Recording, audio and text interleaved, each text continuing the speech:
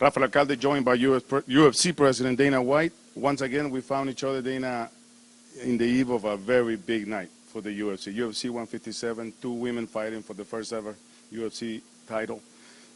How big is that? Well, it's pretty big.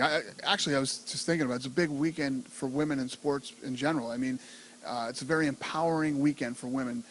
Liz Carmouche and Ronda Rousey, you know, headlining this card, and then Sunday, Danica Patrick racing in the race. So it's pretty cool.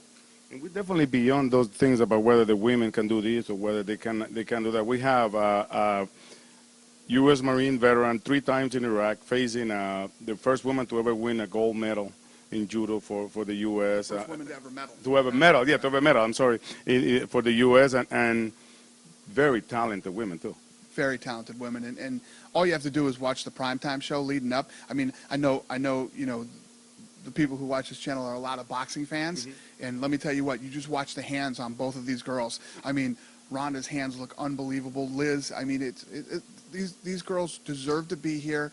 I think a lot of people are excited they're here. Obviously, I mean, this gate is bigger than Junior Dos Santos and Cain Velasquez in this same building a year ago. So people want to see it.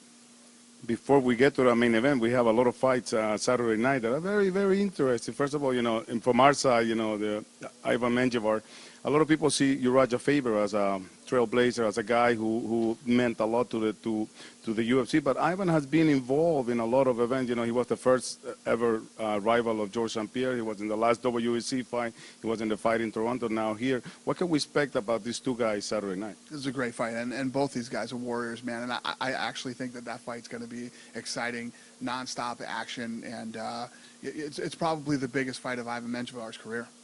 And when they say style makes fights, I think Machida against Henderson is definitely one that stylistically is probably one of the best fights we had in a while, no? I agree with you. The co-main event is awesome. First of all, Machida has that counter-punching style where he moves in, and Dan Henderson is all forward in your face and trying to knock you out. I think that's going to be a very, very fun fight.